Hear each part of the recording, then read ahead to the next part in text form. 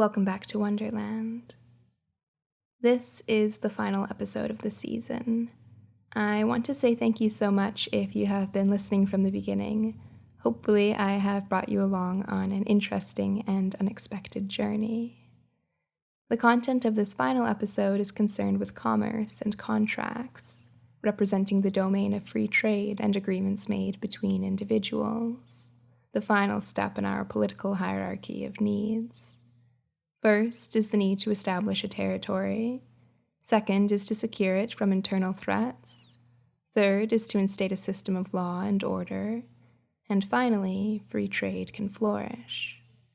Skip a step in this process, and you will find a state that is motivated by money, but corrupt to its core and contaminated by contradictions. Anti-capitalist mentalities usually identify a meaningful fault in the system, but mistakenly attribute this failure to free trade rather than one of the underlying political substructures it is built upon. For instance, in episode number 6, I proposed a political model of land rental, which would get rid of rent-seeking, monopolistic practices as well as allow for meaningful environmental protections.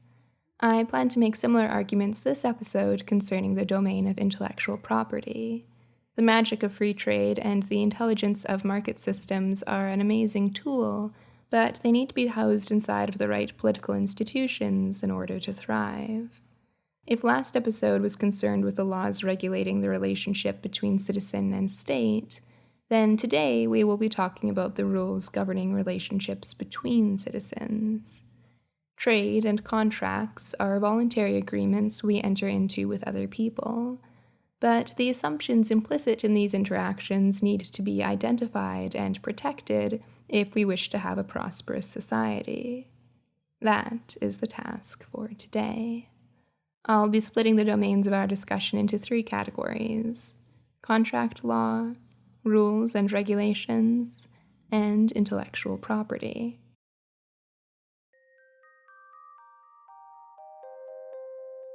Chapter 1. Contracts. I'm going to broadly define a contract as any legally enforced promise or agreement made between citizens. Marriage, for instance, is a type of contract. You legally enter into a special type of relationship with another person which grants certain rights and privileges. A married couple is treated as a familial unit under the law. Therefore, spouses can make medical decisions on behalf of their partner, and couples will often pool wealth and resources. I don't think the state should have any say in defining what marriage is or who can get married. It is simply a specific sort of arrangement between individuals. And different couples will have different ideas about exactly how unified they want to be. This is why people have prenups and wills to determine how wealth will be allocated. All of familial law is about mediating the rules of relationships between individuals. The domain of divorce and child custody arrangements are also essentially just contracts, with participants agreeing to a set of rules that is enforced and ensured by the state. Contracts in business are no different, establishing guarantees about how operations are to be run or resources will be distributed. There needs to be a legal way of codifying and holding others accountable to promises in order for people to make meaningful investments. The ability to hold someone to their word is how we can trust others and operate with a certain degree of certainty and confidence. A country that does not enforce its contracts will be rife with chaos and deception, without any incentive for people to follow through on promises. Saving is necessary for a prosperous society, but reliability is equally important. Similarly, when you purchase a product from a business, you are engaging in a form of contract. If a microwave is advertised with a 5-year warranty, or juice as made with organic lemons, there is an assumption that these claims are true, and there will be some legal recourse available if the sellers are caught in a lie. All trade is essentially a type of contract, an agreement of X in exchange for Y. If I pay for a bag of potatoes with fake money, or if the potatoes you sell me are actually turnips, then the terms of the agreement have been violated. In order for the government to protect these transactions, they must be recorded. There needs to be a means of determining if a sale is legitimate by knowing where and when it took place. Exchanges that occur under the table, as a private arrangement between individuals, have no way of being legally protected or enforced any more than a pinky promise. This is the purpose of receipts, a record of the transaction that can be used to keep customers and businesses accountable. If I buy lemonade from some kids on the street and it makes me sick, there is no real option for legal recourse without proof of purchase. Most of the time, we don't mind paying cash for small stake purchases, but if you're buying a new car, you're probably better off with a record of the sale in case something goes wrong. I don't think that the money supply itself should be controlled by the government, but the state does need to be able to follow a paper trail or blockchain when necessary.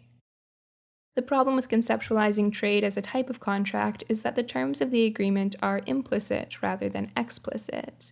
If I buy lemonade from some kids, I assume that it is safe to drink and not made out of lemon-scented hand wipes.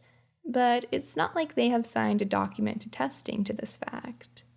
This brings us to the need for Chapter 2: Rules and Regulations. Our current political systems come pre-packaged with what must be hundreds of thousands of regulations imposed upon businesses and consumers to protect their well-being. Restaurants have strict food storage, sanitization, and service standards. There are building codes delineating what and how things must be constructed. Even a task as simple as hairdressing cannot be performed without the proper training and qualifications. The problem with this status quo is that the principles of protection are prescriptive rather than prohibitive. Instead of imposing a simple rule such as restaurants cannot serve food that is unsafe to eat, businesses have a laundry list of standards and practices they must abide by if they even want to get their feet off the ground. Ingredients must be stored in certain containers at specific temperatures. Surfaces must be sanitized every so many minutes. Every aspect of the process has been regulated to the teeth, removing any possibility for risk or uncertainty. This creates unfair and false barriers to entry. No longer is the priority about protecting customers from a known harm, but preventing even the potential occurrence of a minor one. The massive amount of restrictions and requirements imposed upon businesses before they can even open their doors means that only wealthy, pre-established players are easily able to participate in the marketplace. There are all sorts of ridiculous health and safety laws that increase costs and hassle to businesses while providing little to no benefit to consumers. The Canadian Food Retail and Food Service Code is a 120-page document that would render anything prepared in your typical home kitchen unsafe for sale. Contrast this with the streets of Mexico, where you can buy an incredible, delicious taco from some back alley vendor for less than $1. Ingredients are kept in coolers and prepared in the open air, right next to oncoming traffic. But the products are still delicious, and customers come back day after day without concern over their health or safety. Small businesses can't get their start when they are being held to the same standard as industry giants and commercial kitchens. And if I, as a consumer, am happy to adopt the risk of a back alley taco, why should the government be able to stop me? My proposition is that instead of having thousands upon thousands of regulations that apply to every participant in a given industry, base rules and principles rather than prescriptions. In other words, look for the implicit assumptions underlying any agreement and only punish violations of those precepts. For instance, if I am purchasing something, there is an inherent assumption that I am not being lied to about the nature of the product. Claims made on packaging about it being peanut-free or made with 100% orange juice need to be reliable and verifiable. Of course, there are always workarounds, such as burger patties being advertised as made with organic beef, although not necessarily entirely. Consumers need to be aware of such exploits if they wish to make informed purchasing decisions, but such verbal sleights of hand should not be considered fraud, only lousy sales tactics. The notion that the product you are purchasing will not harm you is another implicit assumption in most business transactions. Food should be safe to eat. A hotel should be free from bedbugs. And a home you purchased within the past year should not collapse under normal environmental strain. The concept of harm is a little more difficult to define, since often negative outcomes are the result of negligence rather than malevolence. Sometimes we don't know that a commonly accepted product is harmful until more research has been conducted, such as the commercial use of lead paint and asbestos in construction projects, or the leaching of toxic chemicals from plastic packaging into food. Immediate harm matters, but so does the compounding effects of long-term exposure to something that otherwise seems innocuous. It seems to me that the government should only be able to intervene in areas where there is always an associated cost to no added benefit. Thus, a state could justifiably ban chemicals that are known to be toxic, except for in instances where their use is appropriately regulated. If something does go wrong, it can be difficult to determine if this is the result of accident or intention. A highly controlled commercial kitchen can make a mistake and cause a bout of food poisoning just as easily as an independent taco stand. No number of rules matter if they are not being enforced, and accidents and oversights are inevitable. If it is discovered that a common chemical is toxic, no single individual can be held accountable for using it in their business. If a bridge collapses because a builder made a mistake, this is a tragedy, but not the result of criminal action. Accidents can happen with or without rules imposed to prevent them. Intention is the real problem, like a building company knowingly watering down their cement mix in order to lower costs and subsequently producing a more unreliable product. Practices like this are akin to fraud. The customer isn't getting what they paid for. But what if some building company determines a way to water down their concrete to no ill effect, creating a product that is cheaper and more efficient than its predecessor? How can we discriminate between good and bad use cases? Ultimately, I always adopt the innocent until proven guilty stance to regulatory efforts. Unless a business practice or product has been demonstrated to be consistently harmful, producers should be able to do as they please. Now, remember, I'm conceptualizing a political system wherein rules and regulations can be layered with increasing complexity. When I am describing laws and absolutes, I am always concerned with the Wild West, bare bones state of affairs. You can always make something more safe. I want to determine what the minimal conditions are for producing an environment of individual freedom. If I want to hire some guy to build me a shabby little shack with a stack of hammers, nails, and 2x4s, should this be allowed if I am knowingly adopting the risk? My answer is yes. Of course, there still can and should be independent regulatory bodies that hold companies and businesses to certain standards of practice. I want the street taco stands to be as uninhibited as possible, but the vast majority of food services will voluntarily adopt and comply with higher regulatory conditions. However, these rules do not need to stem from government agencies. Notions of what constitutes best practice are better determined by members of the industry themselves. There can be some independent bureaus of high-quality food certification that do restaurant inspections and ensure food is being prepared in accordance with their standards. However, these agencies would also be competing against themselves in the free market. Different certification services may have different things they look for in terms of abiding by principles of health and safety, animal welfare, or environmental conscientiousness. Instead of all food services being held to the same set of standards, consumers could find regulatory bodies that represent their values and seek out restaurants which have received their certification. The restaurants would subsequently have an incentive to pay for routine inspections, since this would increase their customer base. Maybe search services like Google would decide only to list restaurants if they meet certain regulatory conditions, thereby not risking sending their users to a shady establishment.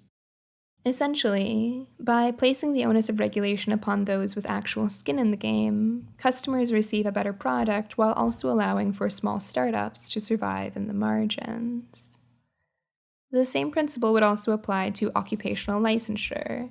Instead of having state-run directives as to what constitutes a qualified hairdresser or a dentist, such certifications would be mediated by people actually operating in the field. A group of hairdressers could decide that their members be trained to a certain standard and advertise this alongside their services. But not every person who wants to cut hair needs to operate in accordance with these principles. Unlicensed hairdressers or tattoo artists should still be able to make a living if they can find customers who want them. Now, if someone lies to you about their certification status, this is essentially fraud. A person or business who falsely claims to having been approved of by a regulatory body is committing a criminal act and should be punished accordingly. Technically, a system such as this would allow for the possibility of lousy certification and regulatory agencies to emerge, ones that hold businesses and practitioners to stupidly low standards while still allowing them to advertise as approved by such and such agency. Ultimately, knowing which agencies are good and reliable would be a responsibility that falls upon the consumer. Somebody simply being certified is no longer what matters, but certified by whom. Some agencies would be the equivalent of a Michelin star ranking, communicating extremely high-quality service by trained professionals, whereas others would be about as persuasive as a pizza shop that advertises itself as grandma's favorite. This may be true, but it doesn't mean much to your average consumer. It would be up to individuals to determine which popular regulatory agencies best align with their values and seek out businesses which have earned their approval. Over time, certain practices would become more and more ubiquitous based on consumer demand, encouraging a heightening of standards through free market competition. Essentially, I am suggesting a regulatory system wherein the only rule enforced by the government is the need to not lie. So long as consumers have access to reliable information, they can make informed purchasing decisions. If a business falsely advertises a certification that they have not earned, or if an agency erroneously approves of a business which violates their standards of practice, they should be held criminally culpable for the consequences. Regulatory bodies would therefore have a vested interest in ensuring the accuracy of their assessments, since they would be legally responsible for any oversights. However, lies aren't the only potential issue. Deception matters too. Any instance wherein a consumer is tricked into doing something they wouldn't otherwise is a cause for concern. Therefore, there needs to be a reliable legal means of certifying authenticity. Market participants shouldn't be able to steal the identities of or impersonate other vendors. This is the purpose of trademark laws, a legal means of certifying the relationship between product and seller. If I buy a bottle of Coke or a Big Mac from McDonald's, I can rest easy knowing that the products are being manufactured and distributed by the same company. Competitors can't rip off Coca-Cola packaging, since doing so may confuse the consumer, causing them to buy a different product than the one they wanted. Trademark laws aren't actually about preventing other people from using an asset. They are intended for sellers to be able to voluntarily identify themselves as an authentic source of a product or service. They exist to protect consumers, not producers.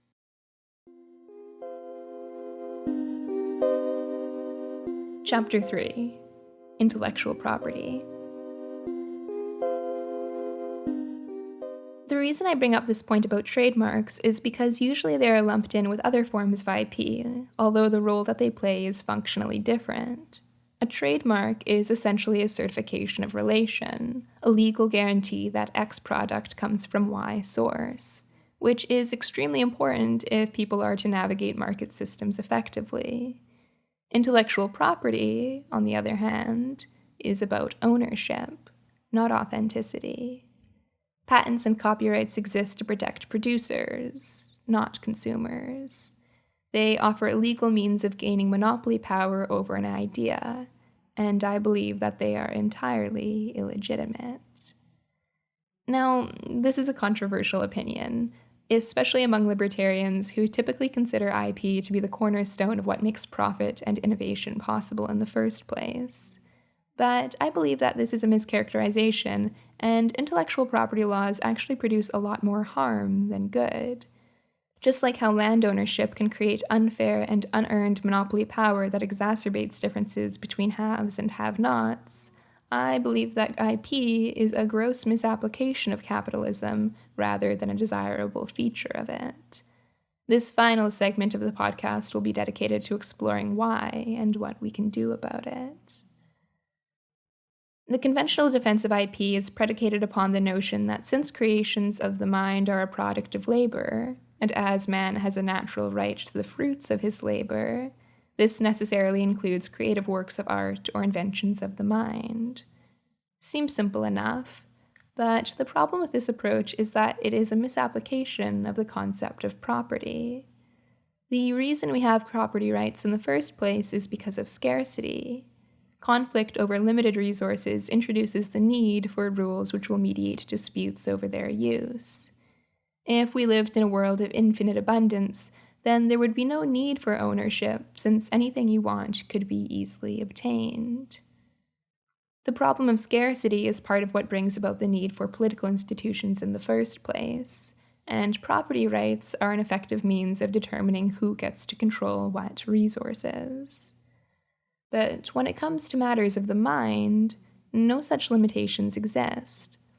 Copying something is not the same thing as stealing it. Theft shifts control over limited resources, whereas copying something simply adds to the supply. Because there can be no shortage of ideas or information, there is no need for property rights to apply to intellectual pursuits. Introducing the concept of intellectual property creates an artificial scarcity which need not exist, and which can only be propagated through political power. You cannot own an idea. All concepts are a consequence of those that came before them. New genres of music arise out of amalgamations of old ones. New types of food emerge when cultures collide. Essentially, all of human innovation is a product of when ideas have sex. Nothing is wholly original, and all creative work is derivative, for it is impossible to have inspiration without influence. And this is a good thing. As human beings, we have a massive multicultural canon which is constantly being enriched by new ideas and new perspectives. We thrive off of collaboration. So where did this notion of intellectual property come from, anyhow? It's a common misconception that copyright laws were introduced as a means of ensuring that writers can profit off of their work. What actually happened is that after the invention of the printing press, only a small, government-controlled guild had the power to print and distribute written works. It wasn't until 1710 that the Statute of Anne was passed by British Parliament, granting authors the right to control the printing of their books. So there was never actually a time when information could be published and circulated freely.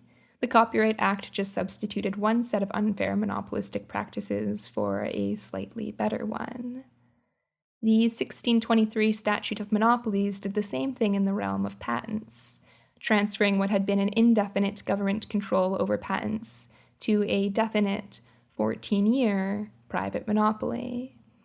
This may have been the lesser of two evils at the time, but this does not imply that such a state of affairs is therefore desirable.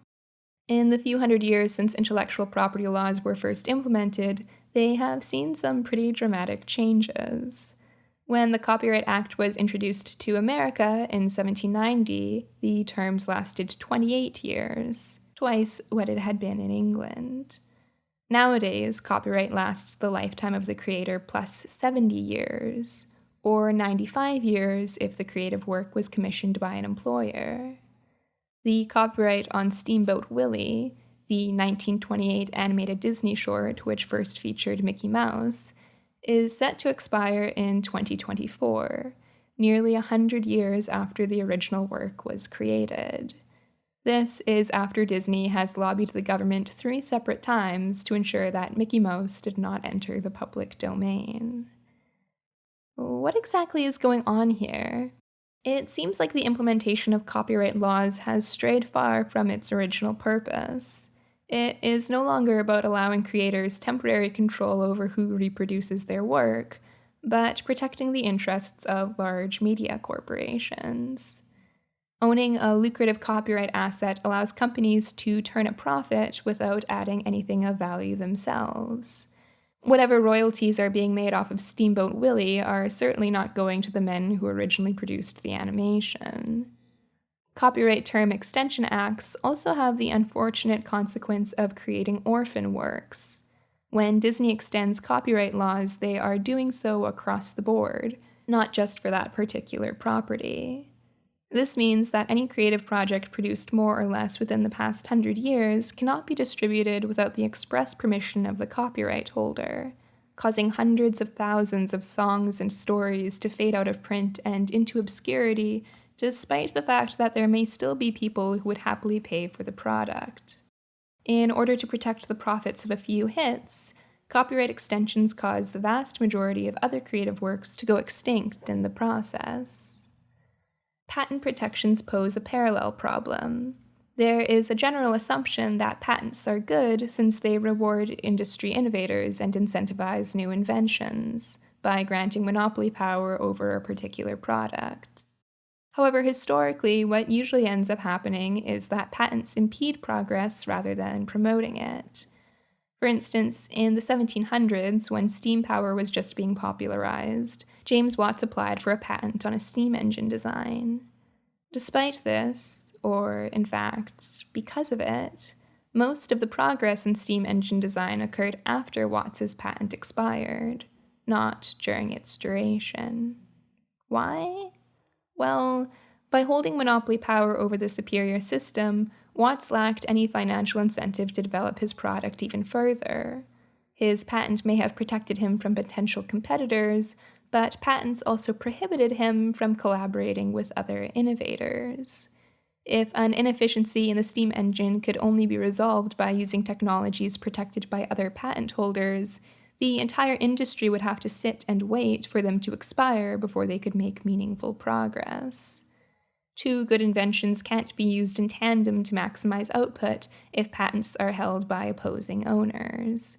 And even if conclusions are arrived at independently or using different mechanisms, it is the outcome that is patent protected, not the process. Similar stories can be said of the Wright brothers, who refused to develop their airplane while also preventing others from doing so either. When someone has monopoly power, they have little incentive to improve the cost or quality of the product they have produced. Patent protections tend to keep prices high and slow the adoption of what are otherwise socially valuable technologies. These legal protections hamper growth, not accelerate it.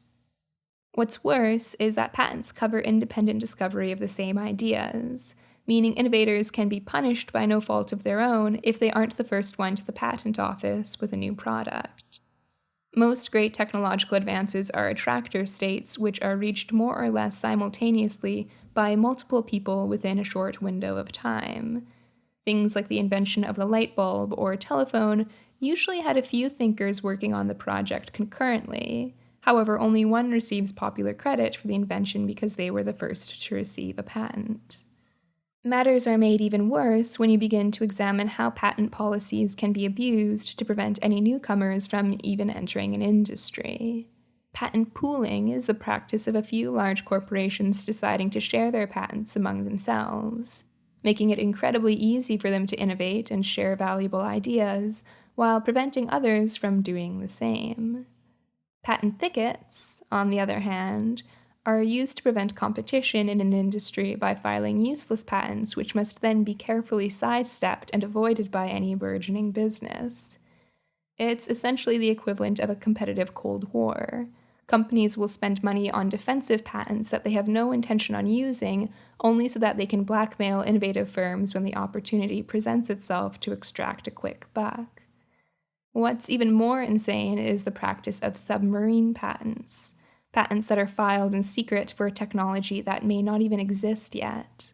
All the patent holder has to do is wait for an innovator to come along who has a useful application for the idea. Then the submarine surfaces and they can demand licensing fees for a product that they had no role in producing. I could go on endlessly about the way patent laws are used and abused by big businesses to prevent small startups from ever standing a chance. Most new firms have to resign themselves to being one-idea companies, producing something new and valuable once before immediately being bought out by a larger business.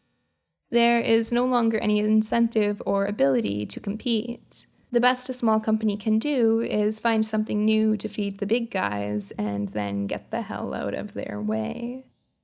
What's worse is that patents are considered legitimate until proven otherwise, meaning a patent holder can easily file fraudulent claims and tie their competitors up in legal battles without having to risk anything of consequence themselves. Those who are wealthy and powerful can easily withstand a lawsuit, while the same legal fees would put a small startup out of business. Patent laws seem almost designed to protect large corporations while leaving little for the rest of us. Okay, but what about drug companies, you say? Surely there are some circumstances where patent protections allow for industry innovations which would otherwise not be possible, right? Well, let's consider something like the AIDS crisis in Africa. The drugs required to treat the illness are cheap to produce and desperately needed overseas. But pharmaceutical companies charge enormous premiums to reap larger profits in Western countries. The companies don't want to sell their medicine for less in Africa, even though they could afford to do so, because this runs the risk of a parallel market emerging out of Africa that resells the cheap product to the West, thus undercutting the drug companies' profits. This creates a situation of artificial scarcity. There is both supply and demand, but because one company gets to control who they sell to and for how much, millions of people are getting needlessly sick. This isn't the fault of capitalism. It's the fault of patent protections which are acting as an unnecessary bug in the system. So maybe you agree with me that patents present some problems, but still think that copyright protections are more or less a good idea. Maybe we should just lower the term limit. However, I maintain that it's better to abolish the concept of copyright entirely. For starters, if only because copyright laws still present the opportunity for abuses of power by controlling the flow of information. For instance, Scientologists have been able to use copyright claims to take down websites that are critical of the church since they reference copywritten material. In the earlier 2000s, a similar tactic was used to suppress negative information about the security of American voting machines.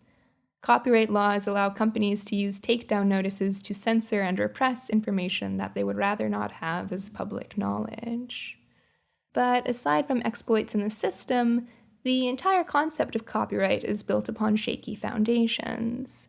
As I said at the start of this section, the notion of private property is predicated upon scarcity. So when it comes to intellectual and creative endeavors that can be freely reproduced, why should anyone else be able to artificially limit that resource? To protect the creators is the conventional answer. Artists need a reliable method to profit off of their work, and if their creations can be replicated by anyone, then this reduces their value. But it's not like copying is the only or best way to profit off of an artistic endeavor. Instead of authors relying upon royalties for book sales, what if they simply received a flat fee up front? This used to be the conventional way authors were paid, and no one had any problem with it.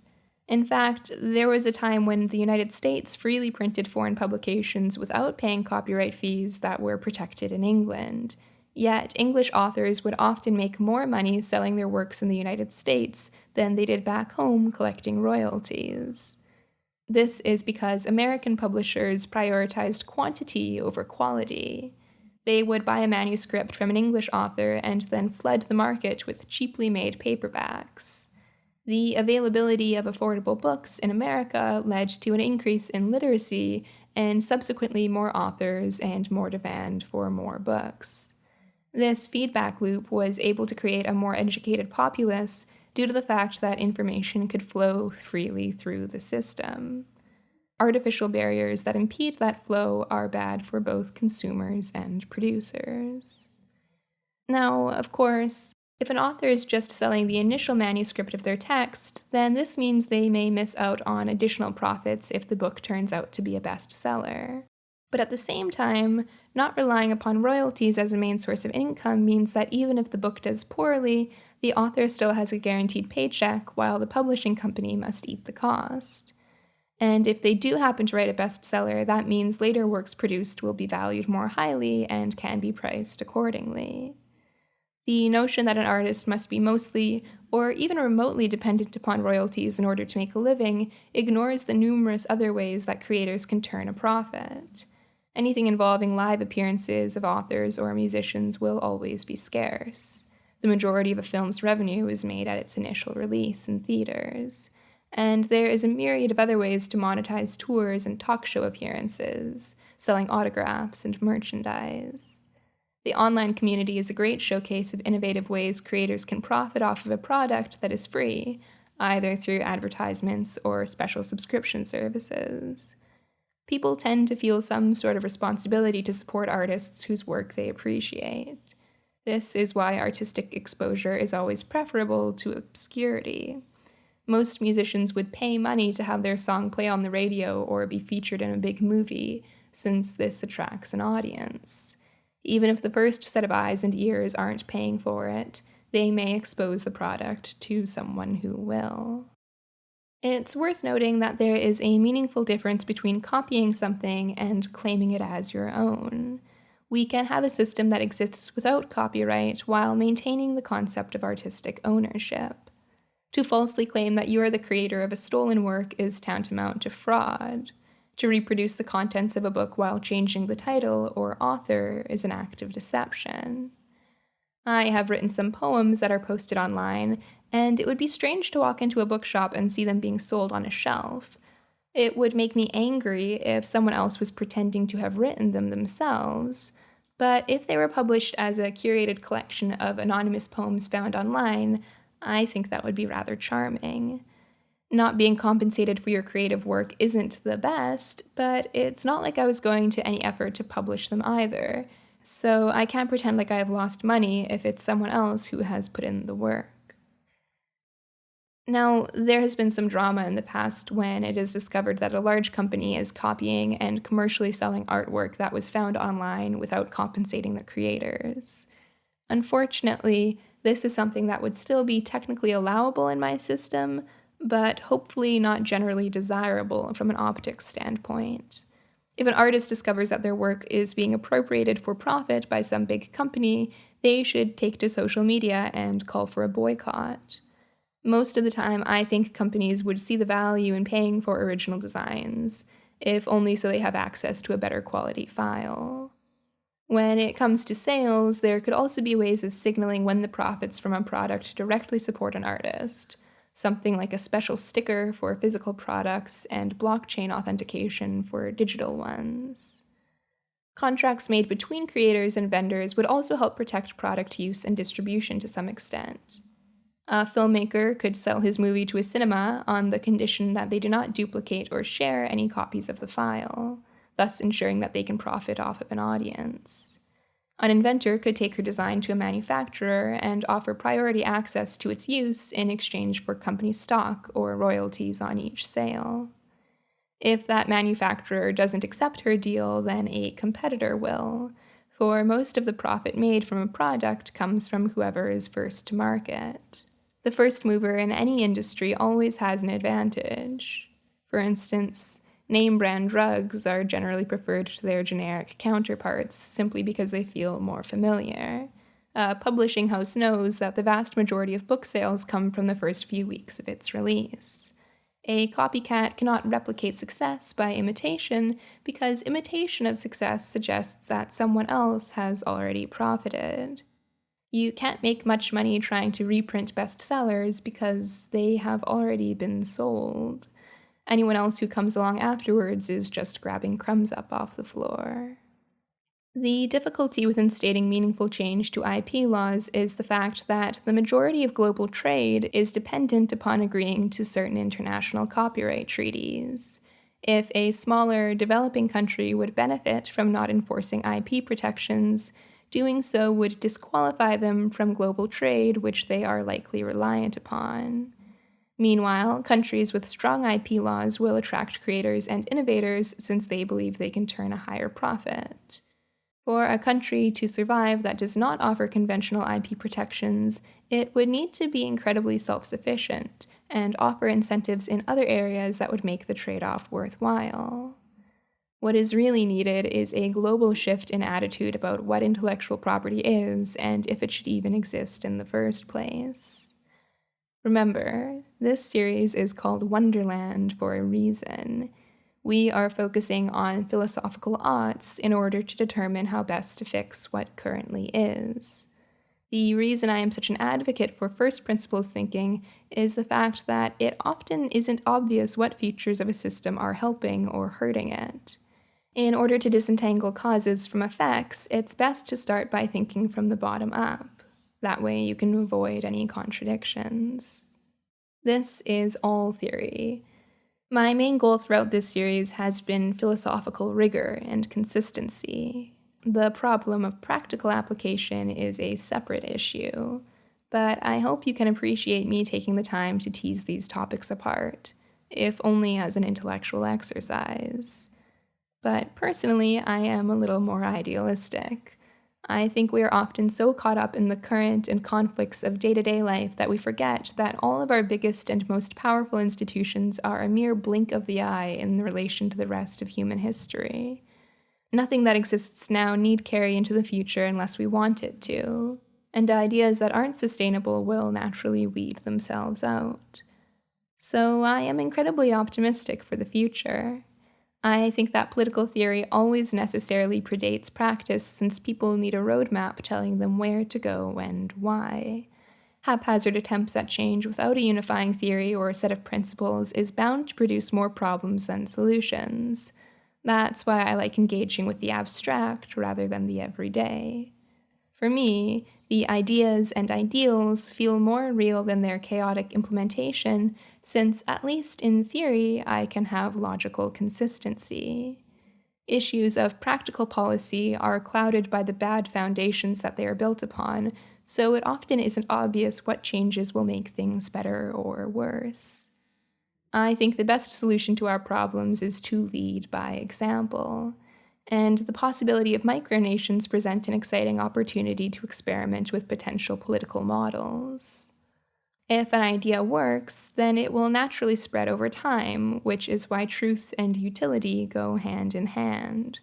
The only thing inhibiting our capacity for growth and change is the belief that it isn't possible.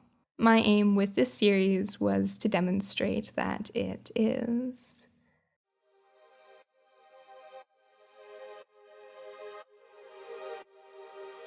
For now, this is going to be the end of Wonderland. I have much more that I want to talk about and explore, but I want to experiment with some other formats and take some time to relax and recharge. This has been a pretty difficult year for me, and I am so happy that I've had the opportunity to dedicate my time to developing this series. I will still be very much online and doing other things, so please follow me on YouTube, Twitter, and Instagram at Jane Gatsby to keep up with whatever I do next. All the best, and thank you so much for visiting Wonderland.